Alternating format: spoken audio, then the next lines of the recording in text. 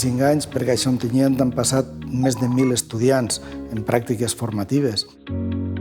I així es han posat al seu abast tot el que tenim per a que ells puguen iniciar-se en el món laboral. Una part d'estos estudiants en pràctiques s'han quedat així, com a treballadors. Això és una via. Jo diria que el que aporta el campus d'Ontinyent a la ciutat d'Ontinyent és, en primer lloc, li aporta, com dia abans, un fet diferencial. Igual que les empreses competeixen, també les ciutats competeixen i tratem de competir per ser ciutats més atractives, més amables, més habitables. La Universidad de Valencia está presente en el territorio constantemente, permanentemente. Un caso específico es concretamente el campus de Ontinyent, en la Val d'Albaida.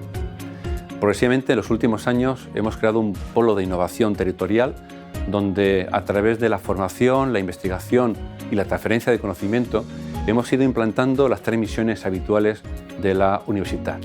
Pero en este caso, de una manera singular. Somos conscientes de las particularidades, de las singularidades de la comarca de la Val d'Albaida, también del resto de las comarcas centrales, como es la existencia de un tejido empresarial potente, la existencia de unas autoridades municipales deseosas de tener la universidad próxima, de una sociedad acogedora, la existencia de una única caja de ahorros valenciana en Ontinyent, que ha creado un ecosistema muy interesante que permite progresivamente ir creando ese polo de innovación territorial que todos pretendemos.